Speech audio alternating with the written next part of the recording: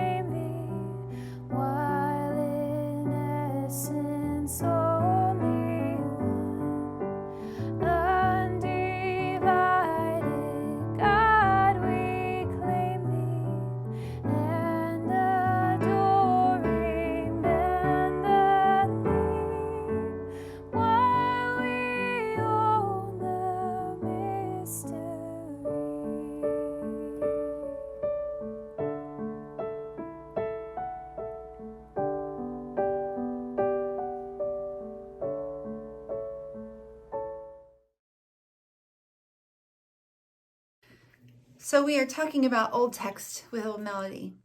And I thought I wanted to play for you today my personal favorite old text and old melody.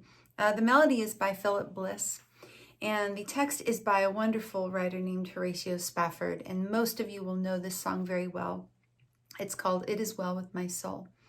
And I love to play this hymn because it is one of those incredible lyrics that feels completely timeless. We could be singing this 1,000 years from now and everybody still understand the meaning behind this song. And so speaking of the meaning behind this song, I just want to tell you the story, and I'm sure a lot of you know it. Forgive me, but it bears telling. Horatio Spafford, who penned the lyric, lost his 4-year-old son to scarlet fever. And his wife and 4 daughters were so terribly distraught over the loss of this little boy that he decided it would be best to send them on a vacation. So he sent his wife and 4 daughters on a vacation. And while they were gone, the ship that they were on had a terrible accident, and his 4 daughters were killed. And his wife survived. So this amazing couple lost all 5 of their children within a very short period of time. And yet Horatio Spafford sits down to write one of the most beautiful texts I think I know of in existence. It is well with my soul. It is a play on "Be still and know that I am God." And I think that when we're talking about a lyric like this that does have a sense of timelessness, bringing it into a modern approach where we're not messing up the melody, we're not changing the lyric, but we're actually just honoring the piece. We're honoring the beauty and integrity of the piece as it is, but just perhaps treating it a little bit with a few new nuances, still keeping it simple, still keeping it lovely. When a song is good, when a hymn is good, that lyric and that melody stands on its own, and you don't have to do too much to it to bring it into sort of this modern feel. So I'm playing just simply my own arrangement kind of out of my head and out of my heart, which I think as a worship leader of any kind, as you are, that's okay to do sometimes. It's okay to just sit down and let it flow from your heart. And this is my personal interpretation of "It Is Well With My Soul."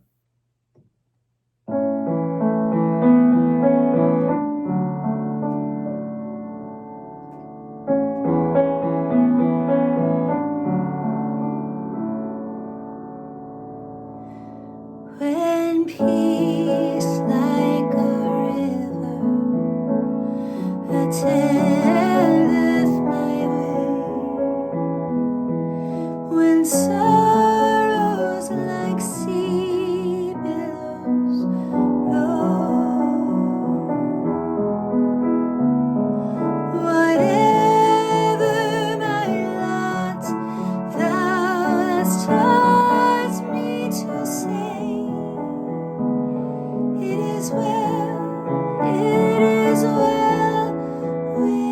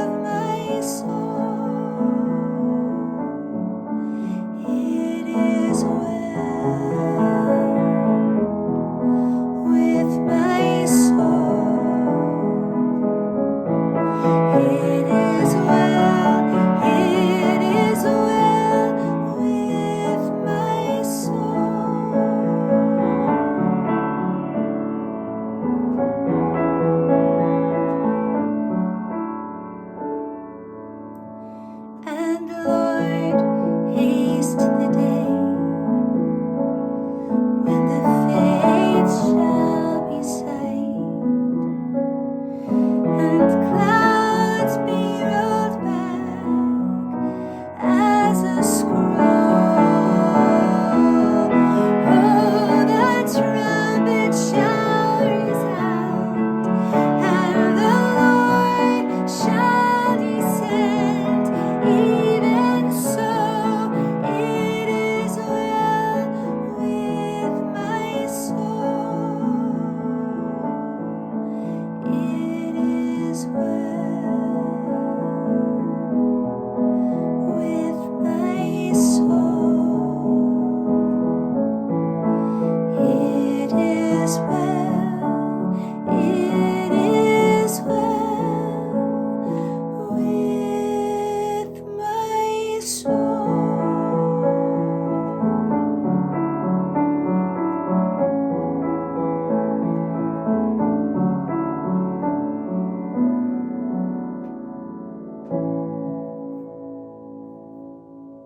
That was It Is Well With My Soul.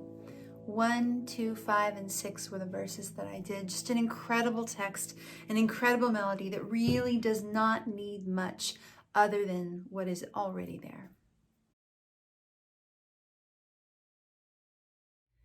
Before we go on in this workshop, I would love an opportunity to discuss with you the word contemporary, because that word for a lot of people is a buzzword. For a lot of pastors, for a lot of liturgists, for a lot of musicians, for whatever reason, that word is a buzzword. So I myself have tried to stop using the word contemporary so much because, I don't know, for me, something about contemporary makes me think of, in a way, what we were doing in like the late 80s and early 90s. I really prefer the word modern. And the reason I prefer the word modern is I like to think about, the history of hymn writing on a timeline. You can go as far back as the psalmist and even farther back if you like. But what the psalmist was doing was a very modern interpretation of what was happening at the time. And so going forward now in our Christian history, our church history, we can see how people were writing, in the 1600s, 1700s, 1800s. When Hildegard wrote, what she was doing was considered very modern. And a lot of people even considered it heresy, what she was doing, Same thing with any of the classical composers like Mozart, Bach, there were people who loved what they did, but there were also people who were like, what is that crazy contemporary stuff that you're doing, So I kind of tend to steer clear of that word, and what I like to use is modern instead. Modern hymnody, first of all, there's something softer about saying it, but I think secondly, it makes me think that we are not trying to contemporize everything. It's not a threat. What we're trying to do is bring a text and a melody into the current age in which we live to make it more understandable and more relevant and more singable, I submit, for the people in the congregation. Because after all, that's who we're here to serve. We're not just here to serve ourselves. We could be great musicians doing our thing, but if we're not serving the congregation and meeting them where they are, we're doing them a disservice. So that word contemporary, just maybe think about that, because it is kind of a buzzword for people. So the usage of the term modern allows for a gentler approach that kind of is consistent through time. What's modern today was not modern 20 years ago, and it won't be modern 20 years from now. But I think it does give the composer, it gives the parish director, it gives the pastor, it gives everybody kind of a sense that we're not trying to do away with the old. We're trying to marry the ancient and the new. And I think that's really, really an important and key difference in modern hymnody. If you would forgive me, my background is in youth ministry, and so I'm going to talk to people who love hymns as though you're a youth minister for a moment. So maybe this would be your talking points to your youth ministers, for those of you in churches. But I guess I'm struck by something that evolutionary biologists say about the human person, and that is that we have evolved to look for and to see patterns. To look for and to see patterns. So I don't want to speculate as to why that is. Of course, From a faith perspective, I would say that we have been made in the image and likeness of God, and so God is there's this order to who God is, and so being made in that way, we seek order, we seek symmetry, and that really is what the hymn structure provides us. And so what we're talking about now is taking an old text and bringing a new melody to it. But what you see in just in a text in itself, there's poetry to it, right? There's a rhythm to it. It's a pattern that repeats. And when that gets brought into a melody that repeats, now it becomes familiar, and now we're able to enter into what it's doing, to what the text is inviting us into.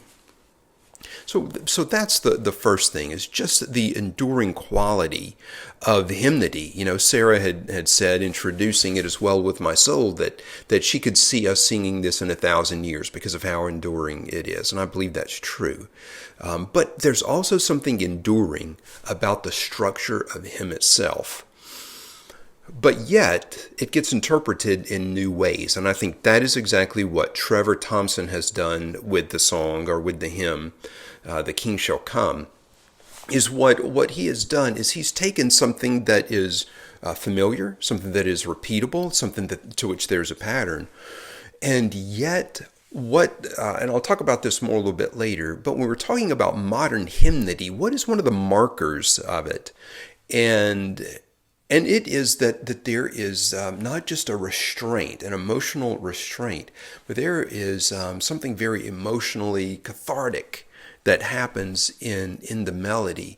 That there's an emotion that speaks to the contemporary expression of emotion. Now, I don't want to present the false image that what I'm saying is that in years past that they were stoic, and that now we're free flowing with our emotions. I'm not saying that. I'm saying that the expression of emotion artistically, it changes through the years. We see that in film. We see that in poetry. We see that in music. That there are emotional expressions that the times bring with it. And I could talk on quite boringly and academically about that. But my point is I want to introduce Trevor Thompson with The King Shall Come, where he took this old existing lyric and then matched it to a new melody that expresses emotion in a contemporary way.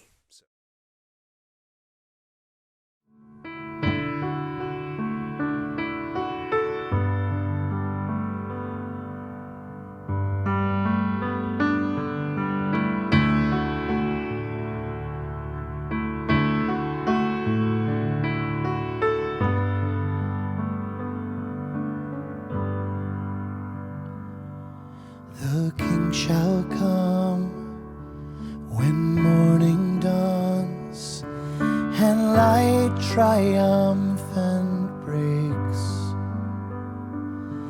when beauty gilds the eastern hills and life to joy awakes. Not as of old, a little child to bear and fight and die,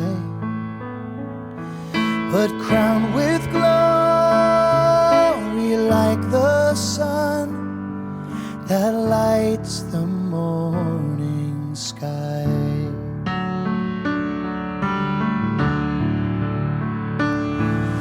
Oh, brighter than the rising morn, when he victorious rose and left the lonesome place of death, despite the rage of foes. Oh, brighter than that glorious morn shall this fair morning be, when Christ Christ our King in beauty comes, and we his face shall see. The King shall come when morning dawns, and light and beauty brings. Hail Christ the Lord, thy people pray. Come quickly, King of kings. Come quickly, King of kings.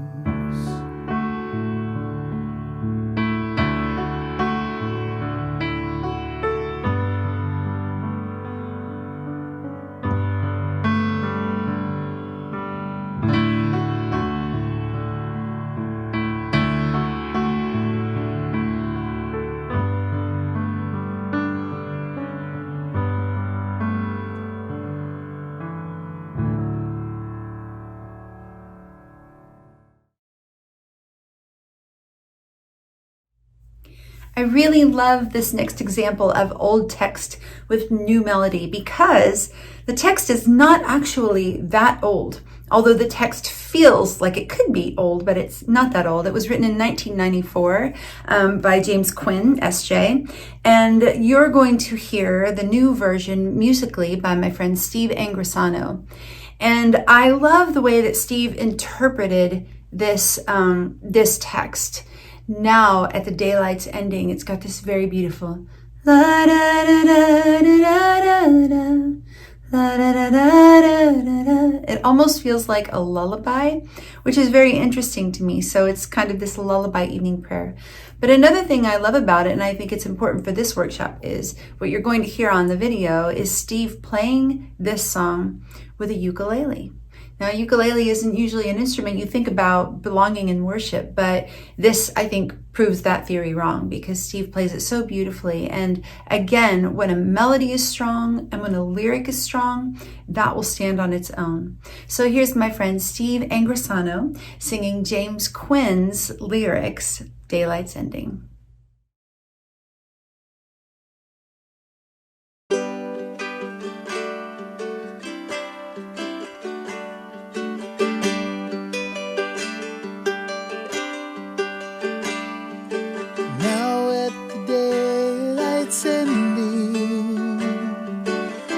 Turn, O God, to you. Send forth your Holy Spirit, our spirit now renew. Take all our joy and sorrow, take all that love can give, but all that needs for Father, now forgive.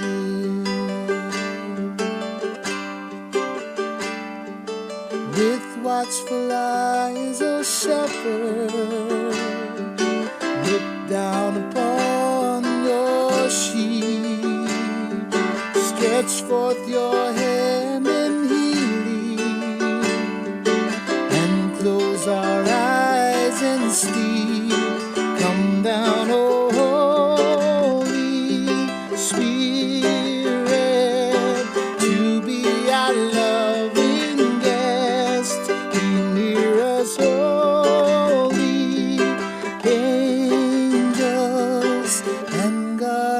as we rest.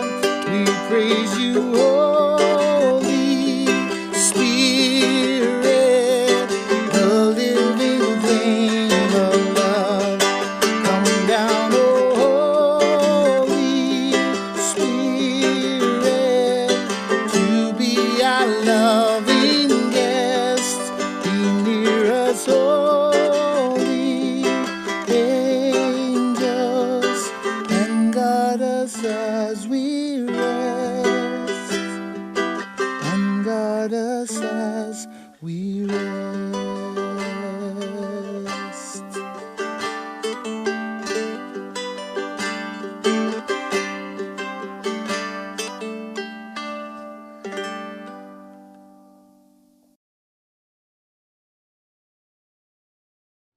As we get into this next topic, which is having new lyrics, new words to old melodies or old tunes, one thing that I have to say is how deeply rooted I am in Benedictine spirituality.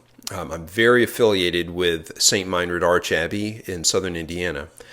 And whenever I think about new texts being written to existing tunes, I think about two people, two Benedictines, Father Harry Hagen, whom I know quite well, and then also Sister Genevieve Glenn. Before I introduce a song, which is actually going to be from Sister Genevieve, I want to say this, or answer this question. Why would we ever even want to have new lyrics? There's this great breadth of hymnody there with these fantastic tunes, so why bring new text to it? And I find that, let me put it like this. When St. John Paul II, when he was talking about the new evangelization, and that was, the big word 10, 15 years ago, when he's talking about the new evangelization, he said that there would be three marks of the new evangelization. The first would be new fervor for the faith. The second would be new methods of disseminating the faith. But then the third would be new expressions of the faith, new articulations of the faith. And that's what I see that the role of the artist is. Because what we have is obviously a poetic reflection upon the mystery of the incarnation and the mystery of redemption in Christ Jesus. And so there is always something that speaks to the human heart when it hears poetry. If I could give you just this example. Yesterday, I happened to go to a protest, and this young man stood up. We all knew the talking points. We've heard politicians talk. But he wrote a poem. And that poetic, artistic expression motivated us in our protest for justice. It was beautiful and it was powerful. And so these new expressions, poetic expressions, are needed in every age,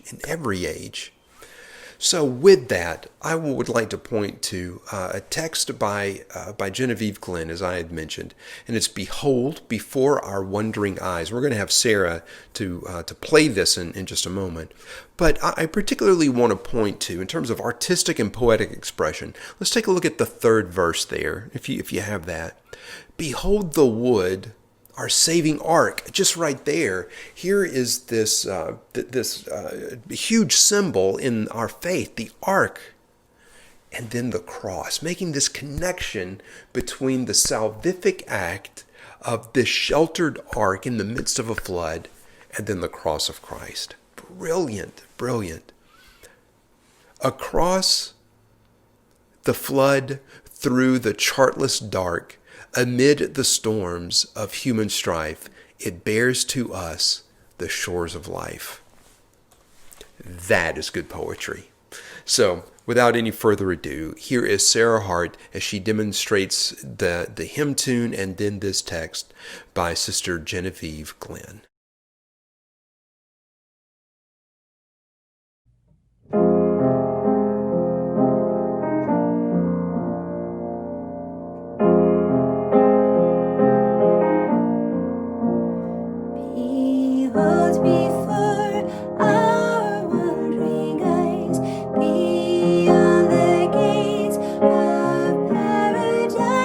Shines up the tree of life.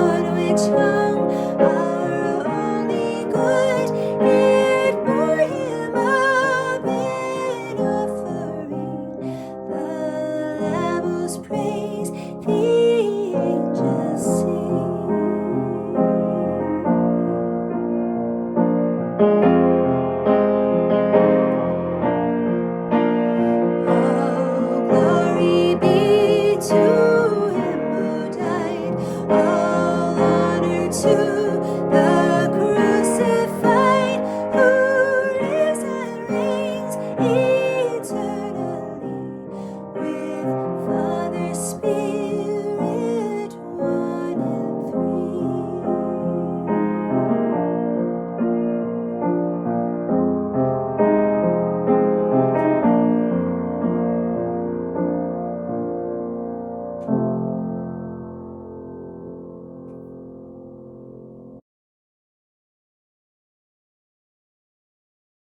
Here's another beautiful example of a new text with an old melody.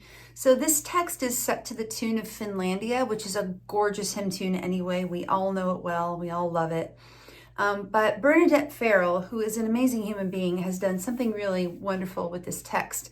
Bernadette has the unique advantage. She is an incredible lyric writer, but she also lives in London and works with social justice in the London East.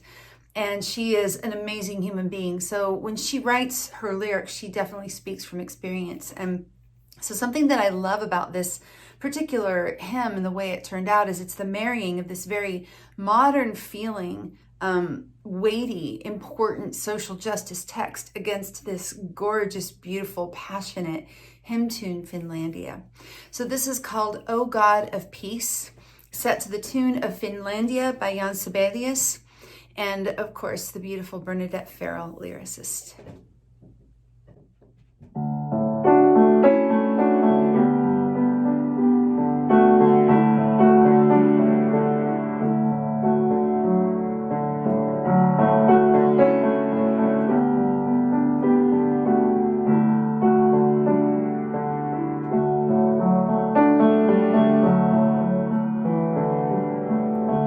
O God of peace, O God of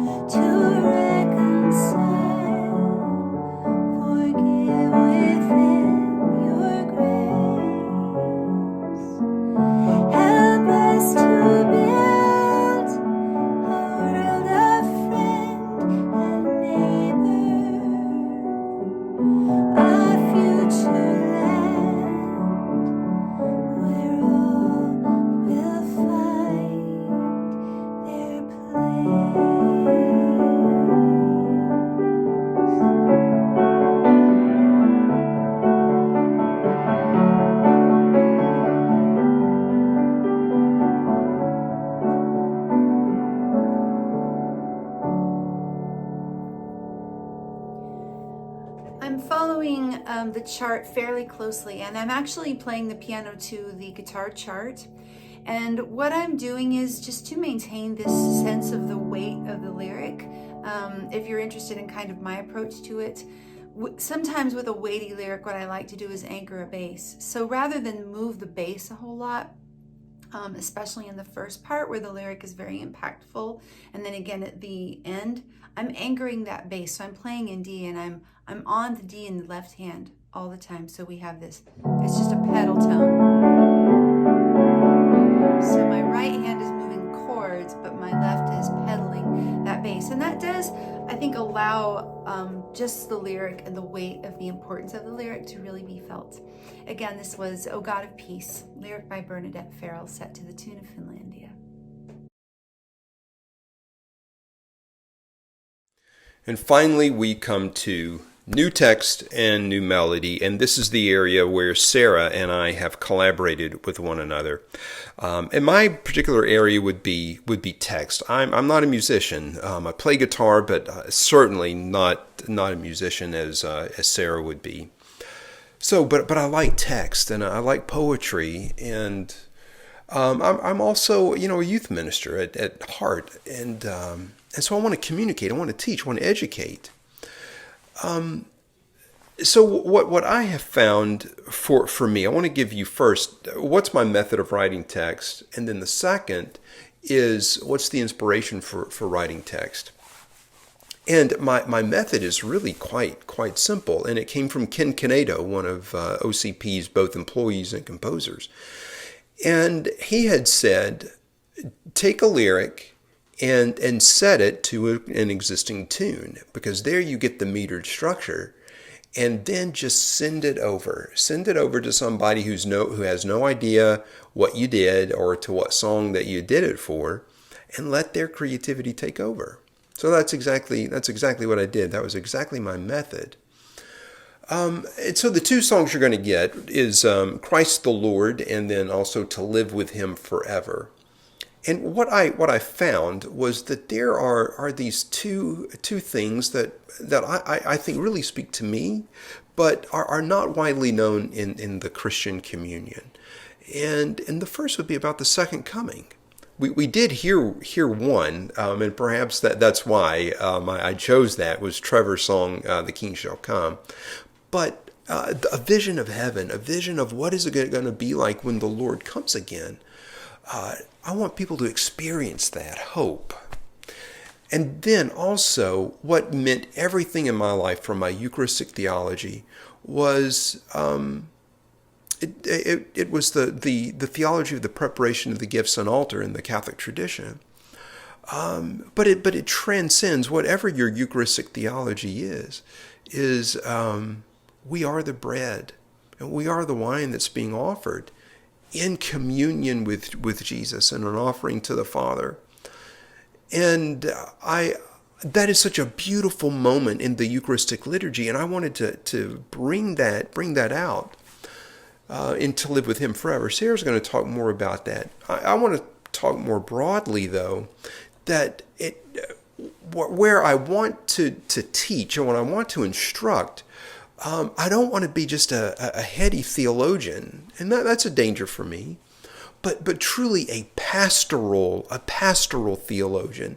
What does this ancient tradition, what does it mean, and how can it impact, how can it be artistically evocative of emotion, And that's what, I think that's a marker, as I had said earlier, about the melody having a modern, a contemporary expression of emotion.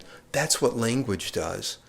It taps into something with us. Why does poetry resonate? Because it either illuminates or confronts something that we know to be true, or hope to be true, or yearn for. And so that's what I was trying to do with the lyric with Christ the Lord. And then I sent that over to Sarah, and she worked it and worked both the lyric and the melody and made it what has been actually a rather widely used hymn. Happy to say that. But that's it. Is there a primal theology that is emotionally evocative. Primal meaning it's almost visceral, our reaction to it. When we hear it, we just immediately respond because our heart yearns for the message in there. So that's my sense of what modern text writing is about. So without further ado, here is Sarah Hart with Christ the Lord. So this is Christ the Lord, which is available in the Contemporary Songs of Faith series at ocp.org.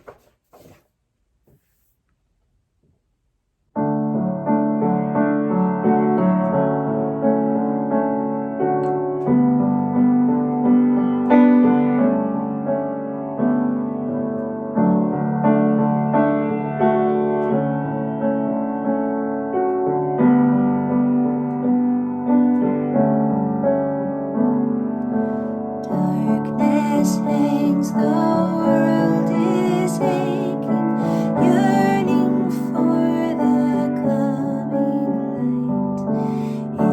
In His rising hope awaking, love has come to steal the night.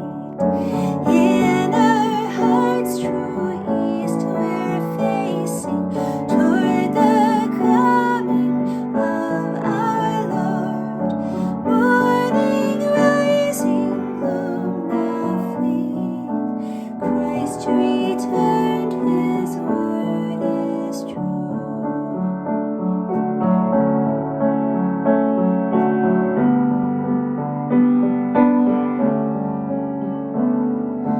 As we wait with hope for rescue, love descends and all is well.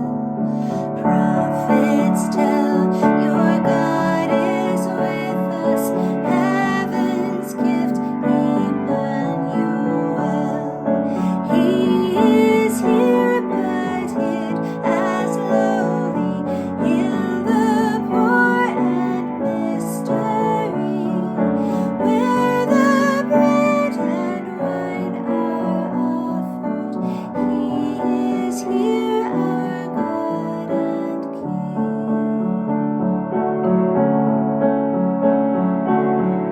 Verse 4.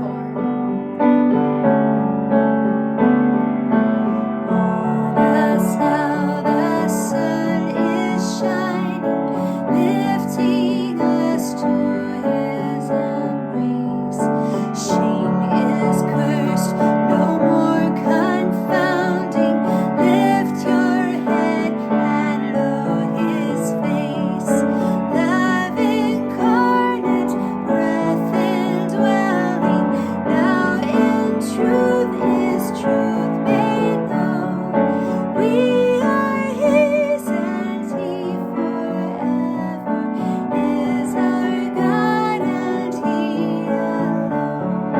We are His and He forever is our God and He alone.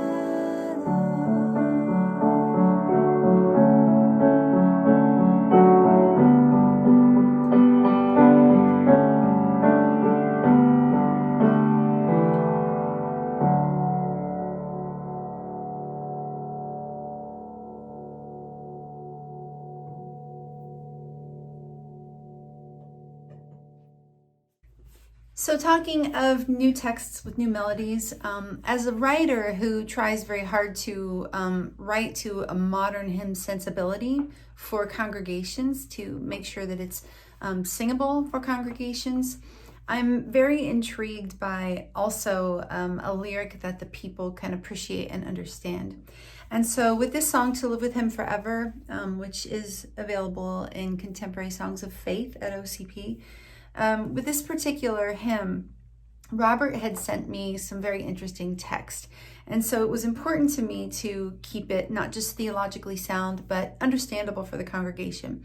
And Robert is an amazing theologian, and I felt like some of it might be a little bit over people's heads. So when he sent me this text, what I really looked for was one particular thought that I could hold on to that I thought could anchor the whole piece. Because when people sing, they kind of like an idea to sort of anchor them. And this concept of to live with him forever seemed to keep jumping out at me. It was words that kind of went by in one of the original verses that he sent, but I thought, that to me stands out as a real true title that people can get behind. And when we're talking about a song particularly meant mostly for something like offertory or a Eucharistic time, these very visceral images of being wheat and bread and our lives being brought forth as an offering and the fruit of vine and work of hands and the cup of love's endeavor. So when we're talking about these kinds of Eucharistic imagery, bread and wine, and it makes sense when you're singing this, when the congregation is singing this, then to just go to the thought of we do these things to live with God forever. We do these things in memory of him, and we place our offerings before God in this solidarity moment, in this moment of, Lord, we know we belong to you and we will live with you forever. So we kept coming back to that. I kept coming back to that. And so I took Robert's original lyrics and rearranged them and wrote a few new things. And I think we came out with something very, very special, a new hymn with a new text that feels like it could have been written anytime and hopefully will stand the test of time. And this is called To Live with Him Forever.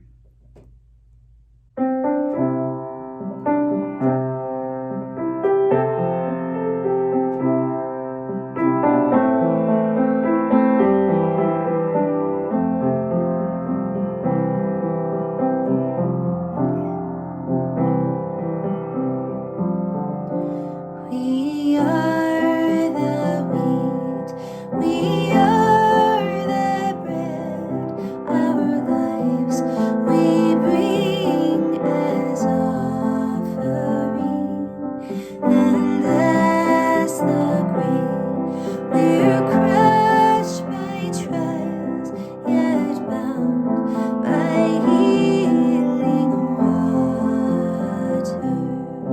The fruit of vine, the work of hands, the cup of love's endeavor, we place before the Son of Man to live with him forever.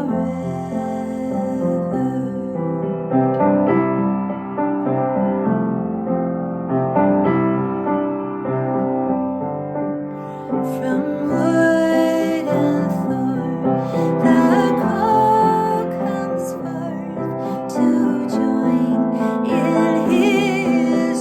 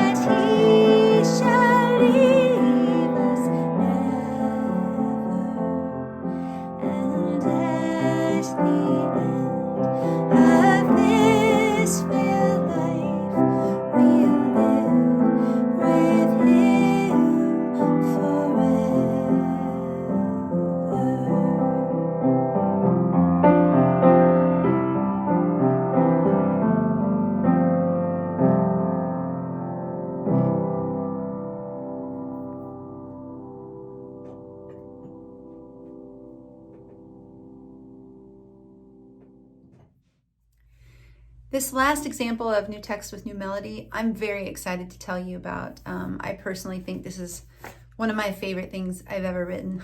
I can be so bold as to say that, but this is called Hymn to Christ the King. And I wrote it with my friends Josh Blakesley, Sarah Kroger, and Ike Ndolo, all wonderful writers and artists in their own right. Amazing that the four of us were in one room at the same time to write this beautiful thing.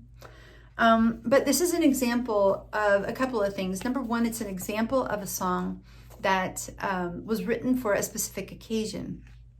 So in our church, we have a Sunday, a specific Sunday called Christ the King Sunday. And there were not very many songs specifically written for Christ the King Sunday, so we set out to write one. And the interesting thing that I think always happens when you're hymn writing, for any of you that might be lyric writers, when we started writing this lyric, it kind of became so much more than just about Christ the King, although we wrote it specifically for that Sunday. But now I feel like this is a piece that can be used at Easter time. It can be basically used all through the Easter season. There's so many different times, even ordinary time, that you can use this song. But every time the verse ends, it comes back to the words, Christ the King.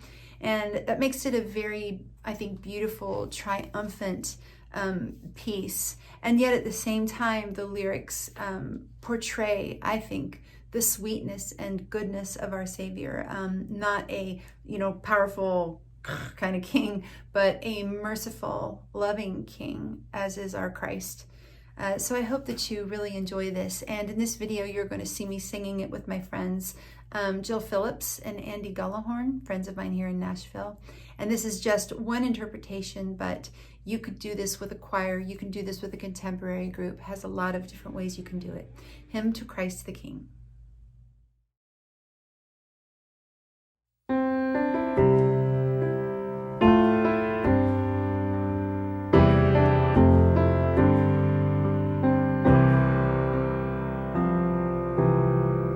Oh, we were wandering in the dark.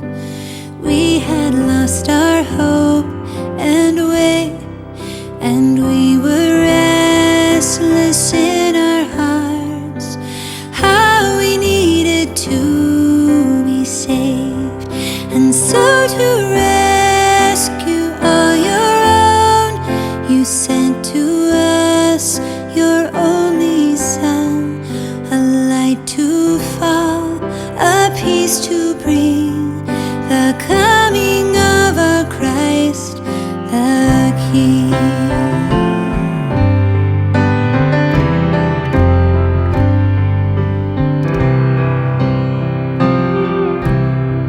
The Word made flesh, the light from light, a cry that pierced our endless noise.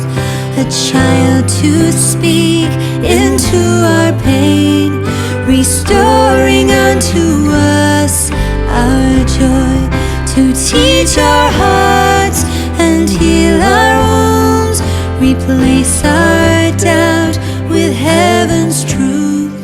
The broken healed, the lost redeemed, the beauty of our Christ the King.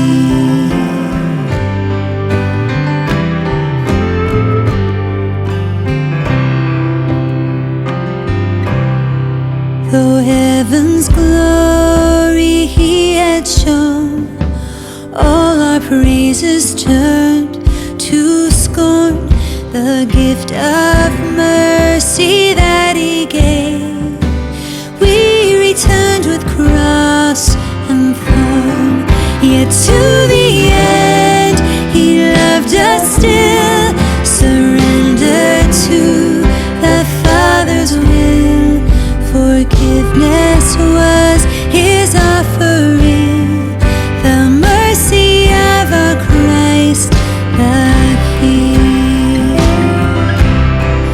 And though they laid him in the tomb, in the silence of the grave, no stone could keep the love of God from the ones he came.